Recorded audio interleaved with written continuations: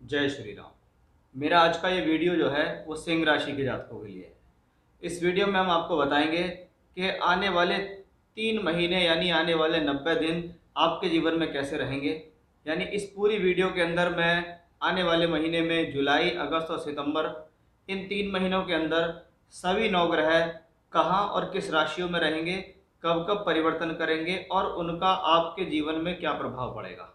यानी मैं आपके स्वास्थ्य सम्मान को लेकर भी चलूँगा, आपकी शिक्षा, आपका विवाह, वैवाहिक जीवन, प्रेम संबंध, बुद्धि, निर्णय, व्यापार, नौकरी, लाभ, यात्राएं, सब कुछ एक एक ग्रह क्या क्या आपको देने वाला है, क्योंकि 9 ग्रह ही हैं जो हमारे जीवन को संचालित करते हैं। हर ग्रह की अपनी एक भूमिका है, हर ग्रह आपसे कुछ कहता है, हर ग्रह आपको कुछ देना चाहता है। अब वो पॉजिटिव है या नेगेटिव है, ये मैं इस वीडियो में बात करूंगा। इसलिए जो लोग किसी भी चीज़ के लिए योजनाबद्ध तरीके से काम करते हैं कि आज मैंने जो काम शुरू करा है 3 महीने में मुझे इसका रिजल्ट मिलेगा या नहीं, या मेरे इस काम के अंदर 3 महीने लग जाएंगे तो क्या मुझे स्टार्ट करना चाहिए या नहीं, तो मेरे लिए क्या सही रहेगा, वो सब भी मैं इस वीडियो में आपको दूंगा जानकारी। इसलिए इस वीडियो को बहुत ध्यान से समझें और सुनें, क्योंकि वीडियो बनाने में लगती है बहुत मेहनत। एक एक ग्रह को मैं स्पष्ट करने की अपनी तरफ से कोशिश करूंगा, आशा करता हूं आप भी मुझे सहयोग करेंगे। तो आने वाले 3 महीने की कौन सी वो 6 मुख्य भविष्यवाणी हैं जो आपके जीवन को सफल बनाती हैं, उनको भी हम इस वीडियो में कवर करने वाले हैं। अगर इस उपाय की ज़रूरत होती है तो वो बताए जाएंगे। देखिए, सबसे पहले मैं आपको बता दूं आपका स्वास्थ्य और सम्मान कैसा रहेगा। और स्वास्थ्य और सम्मान को दर्शाने के लिए जो ग्रह होता है वो आपकी राशि का लॉर्ड होता है, उसको कहते हैं हम सूर्य। कि शास्त्र के अनुसार यदि हम देखें तो सूर्य आपके आत्म सम्मान, सम्मान, आपकी हेल्थ का कारक ग्रह है। अगर हेल्थ है तो सब कुछ है, क्योंकि 4 प्रकार के मुख्य धनों में अगर सबसे सर्वोपरि कुछ है तो वो आपका स्वास्थ्य है। अगर आपका स्वास्थ्य अच्छा है, आपके अंदर एनर्जी अच्छी है, तो आप सभी कार्यों में विजय हासिल करेंगे, यानी पूर्ण मेहनत से उसमें काम करेंगे। अब लाभ, आपका जो राशि का मालिक है वो सूर्य है, जिसको हम देखते हैं कि ये सूर्य जब जुलाई का महीना शुरू होता है तो वो लाभ भाव में गोचर करता है। यानी ग्रह का संबंध लाभ स्थान से बना है। यानी मैं जो मेहनत कर रहा हूं उसमें मुझे प्राप्त होगा, मैं जो मेहनत कर रहा हूं उसमें मुझे लाभ मिलेगा। ये सीधा सा कॉन्सेप्ट है, ज्योतिष को इतना टेढ़ा मेढ़ा करने की जरूरत नहीं है कि राशि का मालिक लाभ में गया, प्राप्तियों में गया है, इच्छा पूर्ति का समय चल रहा है, मेरे मन में जो इच्छा थी मुझे उसके मुताबिक कुछ मेरा काम हो गया या मेरा लाभ मुझे मिल गया, वो स्थिति हमें इस सूर्य से आती है। तो यानी 16 जुलाई तक कोई प्रॉब्लम यहाँ दिखाई नहीं दे रही है। 16 जुलाई को होगा सूर्य का राशि परिवर्तन। अब 16 जुलाई से लेकर 17 अगस्त के बीच में आपकी राशि के जो लॉर्ड है वो 12वें घर में है। अब 12वां घर है क्या? सूर्य गया 12वें घर में राशि का मालिक होकर, और 12वां घर है खर्च का, एक्सपेंडिचर, यात्राएं, दूर की यात्राएं। अब जो लोग किसी भी प्रकार का काम करते हैं, जैसे एक्सपोर्ट इंपोर्ट का, विदेश से जुड़ के काम करना, एमएनसी कंपनी के लिए काम करना, उनके जीवन में यात्राएं बहुत रहती हैं, उन लोगों के लिए कॉम्बिनेशन अच्छा है। वहीं राशि का मालिक होकर 12वें घर में गया है तो सबसे पहले हेल्थ का ध्यान रखें। ऐसा ग्रह आंखों के रोग दे सकता है, त्वचा के रोग, बालों के रोग देने में सक्षम है, ज्वर यानी बुखार दे सकता है, ऊष्मा का प्रतीक है तो बॉडी के अंदर हीट को, गर्मी को बढ़ा सकता है, ऐसे ये रोग देने में सक्षम है। सोच समझकर खर्च करें, सोच समझकर अपनी एनर्जी को वेस्ट करें, क्योंकि ये राशि का मालिक 12वें घर में गया, इसको कहा जाता है गुणों का अतिव्यय, कि मैंने अपने गुणों को खर्च कर दिया, बिना सोचे समझे मैंने किसी काम के प्रति अपनी एनर्जी लगा दी और एनर्जी लगा के मुझे प्रॉब्लम होगी। यानी ये समय आपके इंडिकेशंस को दिखाता है कि अपने स्वास्थ्य का भी ध्यान रखो, अपना समय जीवन में जहाँ पर दे रहे हो या जिस चीज़ के लिए आप समय खर्च कर रहे हो, जिस चीज़ के लिए मेहनत कर रहे हो, क्या वो पर्याप्त है, क्या वो मुझे करना चाहिए या नहीं, ये सवाल मन में अगर सोचेंगे तो शायद बहुत सारी प्रॉब्लम से बचेंगे। यानी 16 जुलाई से 17 अगस्त का जो समय है ये थोड़ा सा टिपिकल है। इस दौरान रिजल्ट आने में थोड़ा मेहनत ज़्यादा लगेगी, इम्यून सिस्टम कुछ कमज़ोर लगेगा। अब जैसे ही 17 अगस्त आती है, 17 अगस्त से 17 सितंबर सूर्य सिंह राशि में प्रवेश करेंगे। स्थिर राशि है, आपकी अपनी ही राशि है, यानी यहाँ पर कॉन्फिडेंस लेवल वापस आ रहा है, यहाँ पर सम्मान वापस आ रहा है, यहाँ पर हेल्थ अच्छी हो रही है, यहाँ आत्मविश्वास आपका बढ़ रहा है, एनर्जी लेवल आपका बढ़ रहा है, कार्य करने की क्षमताएं आपकी बढ़ रही हैं सूर्य से। यानी सूर्य राशि का मालिक होकर राशि में, इसलिए ये वो कॉम्बिनेशन हैं जो आपकी प्रगति में सहायक है। यानी यहाँ कोई हेल्थ इश्यूज नहीं है। यहाँ राशि का मालिक राशि में है। अब आप जिस एनर्जी से काम करेंगे या जिस काम में आप हाथ डाल रहे हैं या जिस काम के प्रति आप मेहनत कर रहे हैं वो एक सक्रिय या पॉजिटिव स्थिति में दिखाई देगी।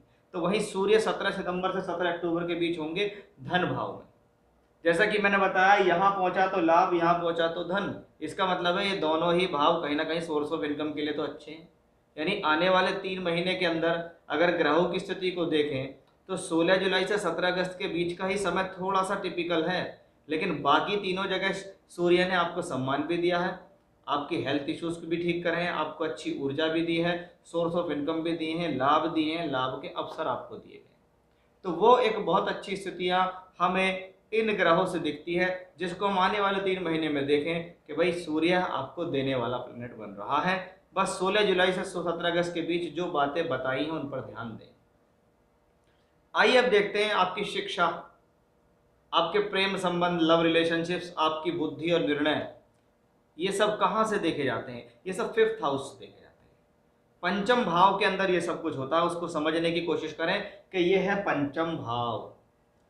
पंचम भाव आपकी विद्या, बुद्धि, शिक्षा, प्रेम संबंधों का है।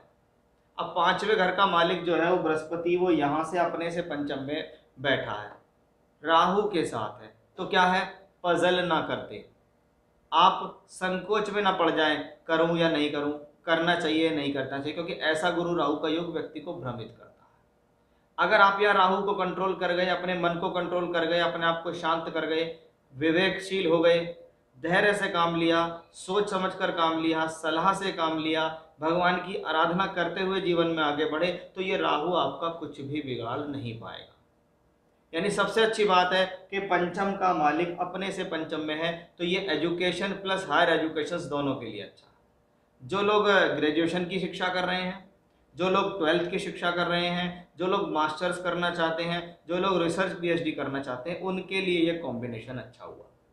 यानी बृहस्पति ने यहाँ से बैठकर वापस अपने घर को देखा। जो ग्रह अपने घर को देखे वो उसको बिगाड़ेगा नहीं, चाहे वो अशुभ ग्रह ही क्यों ना हो। ये सीधा सा कॉन्सेप्ट है, उसको समझना बहुत ज़्यादा जरूरी है कि मेरा ग्रह मेरे भाव को देख रहा है, इसलिए मुझे चिंता नहीं है, मैं अपनी पढ़ाई स्टार्ट करूंगा, मैं काम करता रहूंगा, मुझे राहु से बचना है। तो वो एक अच्छी स्थिति हमें दिखाई दी है। अब इनको सहयोग कौन कर रहा है? पहली बात, शनि की तीसरी दृष्टि यहाँ आती है। शनि सप्तम का मालिक होकर देखता है। ये सप्तम ही नहीं है, दशम से दशम भी है। यानी जो लोग प्रोफेशनली क्वालिफिकेशन कर रहे हैं, जिसको कहते हैं प्रोफेशनल क्वालिफिकेशन, कोई MBA कर रहा है, कोई MCA कर रहा है, कोई BTech कर रहा है, कोई BBA कर रहा है, कोई मास कम्युनिकेशन में, यानी कोई भी ऐसी शिक्षा आप अगर कर रहे हो जिसका प्रयोग आप जीवन में नौकरी या काम करने के लिए करोगे, तो उनके लिए ये एक सहयोगशील स्थिति है। तो बहुत बार इसी कॉम्बिनेशन से देखा जाता है कि पढ़ते पढ़ते काम करना, पढ़ने के बाद तुरंत नौकरी लगना भी यहाँ से संभव है। यानी शनि सपोर्टिव है आपके लिए। अब एक प्लेनेट और आता है हमारे पास, उसका नाम है मंगल। उस मंगल को आप समझिए कि 18 अगस्त से 3 अक्टूबर तक मंगल कहाँ रहेंगे? दूसरे घर के अंदर। मैंने मंगल को क्यों लिया यहाँ कि मैंने बृहस्पति से रिलेटेड ही कहानी खत्म कर दी कि बृहस्पति से संबंध बना, लेकिन मंगल मैंने इसलिए लिया क्योंकि मंगल योग कारक है आपके लिए, चौथे घर और 9वें घर का मालिक है। 9वें ही घर में मंगल की राशि में बृहस्पति है और मंगल यहाँ से बैठ के यहाँ देख रहा है। ये मंगल की अष्टम दृष्टि अपने ही भाग्य स्थान पे है। यानी 18 अगस्त से 3 अक्टूबर के बीच आपको अचानक से भाग्य में उछाल, अचानक से शिक्षा में उछाल, या अचानक से आपके जीवन में तरक्की की स्थिति बनेगी।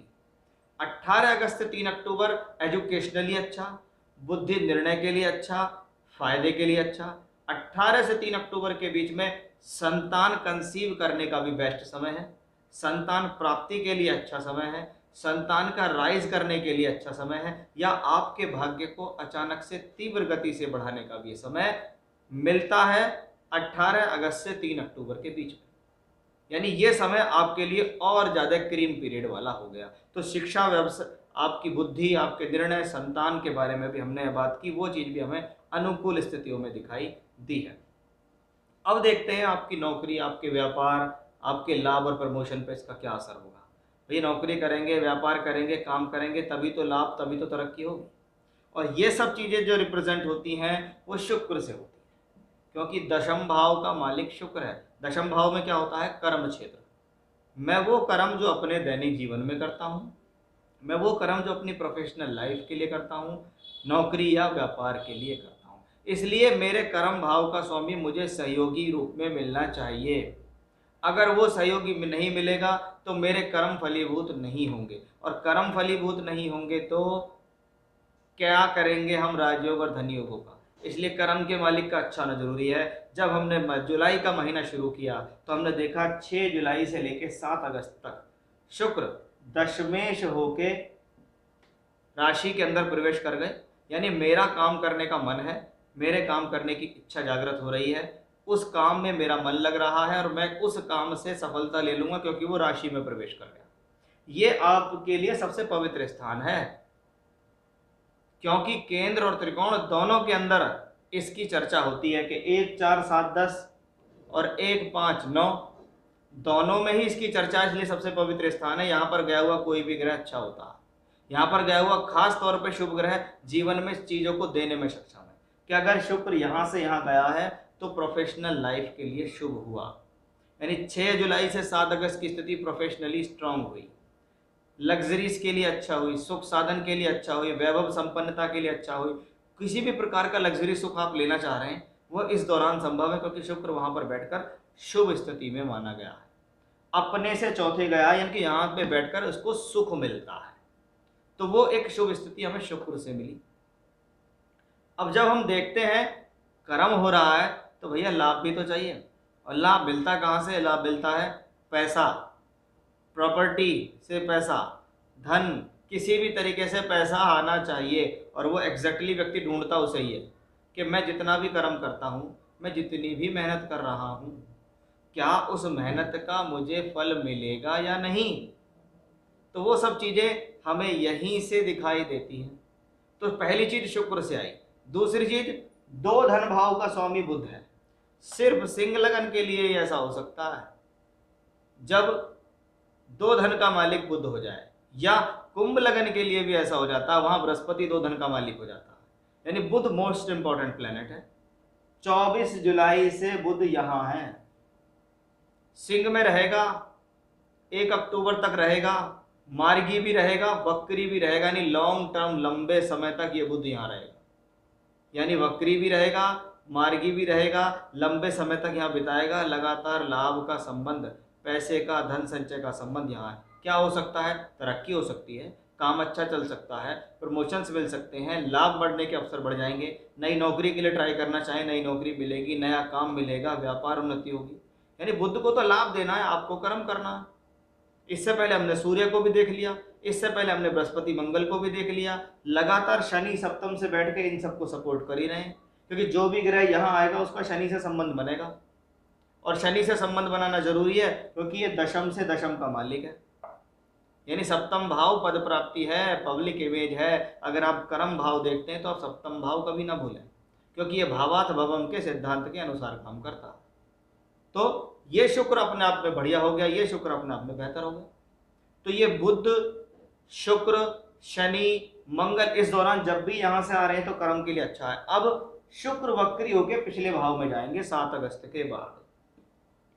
जितने भी लोग ये इच्छा रखते हैं कि मैं एक्सपोर्ट इंपोर्ट का काम करूं, मैं विदेश से जुड़ के काम करूं, मैं विदेश यात्रा करूं, मैं हवाई यात्रा करूं, मैं बाहर चला जाऊं, मेरा वीज़ा लग जाए, मैं पढ़ने के लिए बाहर चली जाऊं या चला जाऊं, मैं काम करने के लिए चला जाऊं या नौकरी के लिए चले जाऊं, भैया 7 अगस्त के बाद ट्राई कर लेना। वक्री शुक्र भी होंगे वहाँ, मार्गी भी होंगे, सिर्फ अक्टूबर तक रहेंगे। खूब अच्छे प्रयास कर लो, आपके लिए सफल है। जो लोग नेचुरल तौर पे अपने यहाँ पे काम करते हैं उनका क्या है, नौकरी में तब्दीली का समय, कि जी मेरा नौकरी में बदलाव कब आएगा, इस दौरान आएगा 7 अगस्त के बाद से अक्टूबर तक। इस दौरान नौकरी चेंज कर लो, नौकरी के चेंज करने के लिए शुरुआत कर दो, आपका काम हो जाएगा। तो वो एक अच्छी स्थिति हमें शुक्र से लगी। वक्री होकर भी वहाँ करेंगे तो डिसीजंस थोड़ा सा सोच समझ कर ले प्रोफेशनली। ऐसी बात नहीं है कि जब यहीं रहेगा तभी सारी अपॉर्चुनिटी मिलेंगी, उसके बाद मिलेंगी ही नहीं। अगर आपको जरा सा भी डाउट है अपनी बुद्धि से और समझदारी से कि ये गलत होने जा रहा है, क्विट कर जाओ, खत्म करो, वापस आने दो प्लेनेट को, वहाँ रिजल्ट देगा। तो उस लिहाज से इस कॉम्बिनेशन को देखें तो अच्छा है। दशम का मालिक अगर 12वें में जाता है तो थोड़ा सा एक्स्ट्रा एफर्ट कराने के लिए कहता है। वो कहता है भैया थोड़ा सा पहले के मुकाबले ज़्यादा जागरूक हो जाओ, अब इतने से काम नहीं चलेगा, थोड़ा ज़्यादा करो, तब आप देखिएगा, तब आप उसको रिजल्ट दे सकते हैं। यानी शुक्र ग्रह की स्थिति कर्म भाव, लाभ की स्थिति बुध ग्रह से, बृहस्पति से पंचम बुद्धि निर्णय, शनि से पद प्राप्ति, मंगल योग कारक, ये सारे के सारे ग्रह कुछ ना कुछ इस महीने आपसे कह रहे हैं। और हर ग्रह के बारे में मैंने आपको एक एक चीज़ बताई है कि भैया मैं आपको एक एक चीज़ के बारे में बता रहा हूँ कि आपका नौकरी व्यापार, आपकी शिक्षा प्रेम संबंध, आपका स्वास्थ्य सम्मान, ये सभी चीज़ें जुलाई अगस्त सितंबर के महीने में स्टेप बाय स्टेप कब देंगे, कब कब से आपका समय अच्छा है, कौन सी स्थितियाँ आपके लिए बेहतर हैं, वो सब मैंने आपको इस वीडियो में कवर करने की कोशिश की है। तो ये थी मेरी आज की जानकारी सिंह राशि के जातकों के लिए। फिर से इसी प्रकार की रोचक जानकारी के साथ आपके सामने हाजिर होऊंगा। तब तक के लिए बने रहिएगा मेरे साथ। जय श्री राम।